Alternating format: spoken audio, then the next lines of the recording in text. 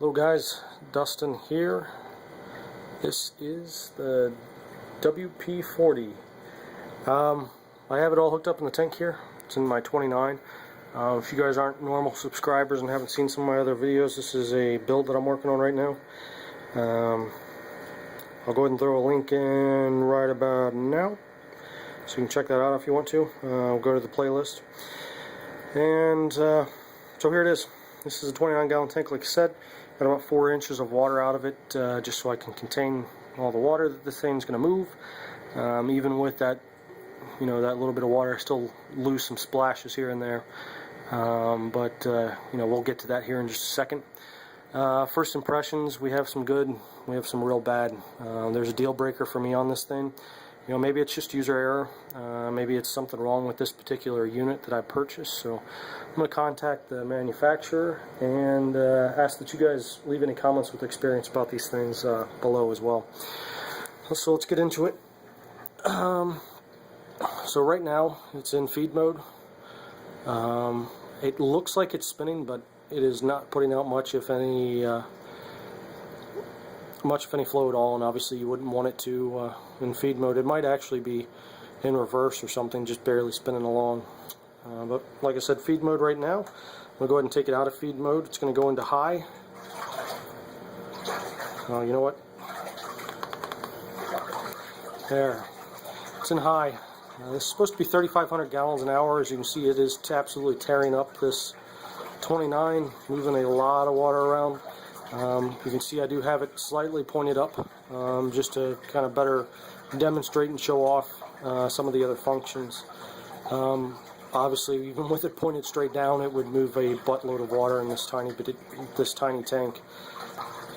Mode 2 here is low. This is still supposed to be around 1,350 gallons an hour. Down in the description below, I'll put a link to the site where you can purchase these things, and it talks more about the actual stats on the flow for each one of these options. What we're in now is wave mode 1. This is wave mode 1 turned all the way down. The controller does not affect the speed or the amount of flow. It affects the frequency of the waves. So right now what we're looking at is the longest wave on wave mode 1 with the longest rest period in between. I'm going to go ahead and turn it up. This is going to go all the way up to the quickest, the smallest you can do. As you can see, we're making quite a bit of waves up there. Short bursts, no rest in between really, and just a very small burst out the front. You can see it's moving a little bit there, the actual unit. You can barely see that it's moving, but obviously it's still moving a lot of water. Next wave mode is wave mode 2. This is more of a sustained wave with more of a break in between. And again, this is on the highest. I'm going to go ahead and put it on the lowest real quick. So you can see that lowest, what that's going to do is increase the amount of time that wave's going to be active for, and then also increase the amount of time that there is no flow at all. It still appears to be spinning, but kind of like the feed mode, it doesn't look like much is coming out of it at all. This is wave mode 3. Wave mode 3 appears to basically cycle through, or no, wave mode 3 is the longest wait, obviously, in between each. That was on the long. This is on the high end. This is the faster, shorter wave for wave mode 3, and then the faster, shorter break in wave mode 3. This is a function or a mode called else. Else seems to focus, or seems to cycle through wave modes 1, 2, and 3. I'm not positive on that. Maybe somebody that has one of these has a little bit more experience with it, or even has an MP40, can tell me that that's what it's doing. It appears they've pretty much tried to mimic exactly what the MP40s are doing. So I'm guessing the same mode is available on the MP40. So again, here's high, low. I'm going to leave it on wave 1 with a pretty frequent wave to kind of demonstrate a couple of design flaws that I see here that are deal breakers for me. one thing I do want to mention before I go into that, this is the controller. That light is kind of bright, so I don't know if you're going to be able to see this. There's a little hole to the left of the controller. That is for the LED thing that I thought I had last night.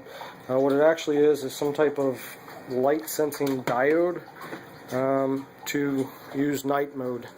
You have to install that little diode in order to take advantage of night mode, and I believe I'm going to have to take it apart in order to do that, and I didn't want to do that before I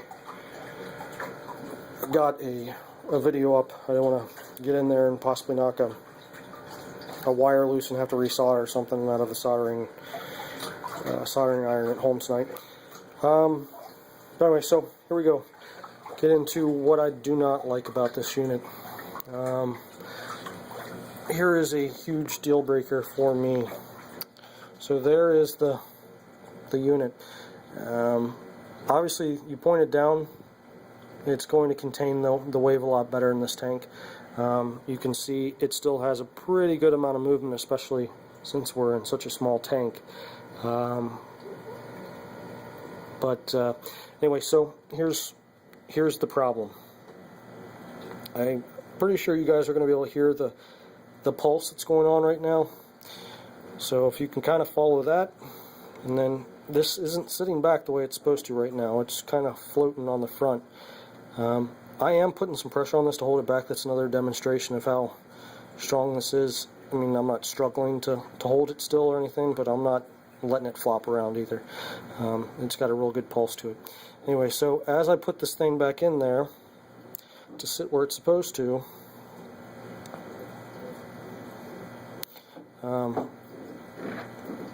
as soon as it gets back against that back wall, it pretty much stops.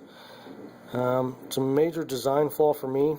Maybe I'm not supposed to take it all the way back there, but that's a problem in case it ever does slip back there due to a real good pulse or something getting in front of it that would, give it enough back pressure to slam it back there. Once it gets back there, it's very difficult to get off, and it also affects the motor. The magnet that holds this in on the side of the tank holds that motor back and doesn't allow it to spin as fully as it should. And like I said, maybe this is user error, I don't know, but that's a deal breaker for me because it could lead to some obvious problems. It's going to burn itself up if it sits back against that magnet for too long. And there goes your investment. Obviously not an WP40 investment, but still somewhat of an investment period for your tank. The other thing I don't like is the fact that you have to install that night mode sensor. Basically what I'm told that does is once you get it on there, it senses light.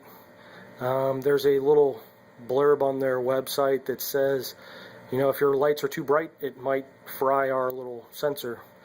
But anyway, so once you install it and your lights go out, it senses that there is no light, and it turns the mode that you have it in down significantly so that the fish can rest at night.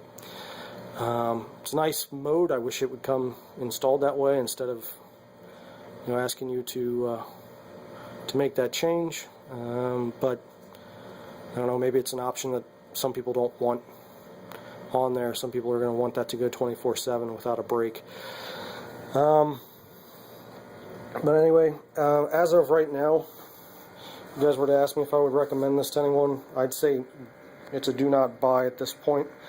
To wait and hopefully they come up with a better solution for this cradling system that actually holds the power head. Positives, moves a lot of water as promised, has some pretty cool modes, I like them, as long as you can kind of balance it in there and hope that it doesn't shift or fall out or something. Another cool thing that the WP40 doesn't do is it's directional. I could point this thing straight down, straight up, straight out. I can move it left or right. Very open to point in any different direction that you would want to point it in. But like I said, right now I'm not recommending it to anybody to pick it up now. Wait for another generation, second, third generation, to see if they can't get this little problem fixed. I'm going to go ahead and email the manufacturer as well and get their opinion on it. Maybe there is something that I'm doing wrong, and also ask anyone out there that has one of these WP40s, has some experience with it, to let me know what's going on.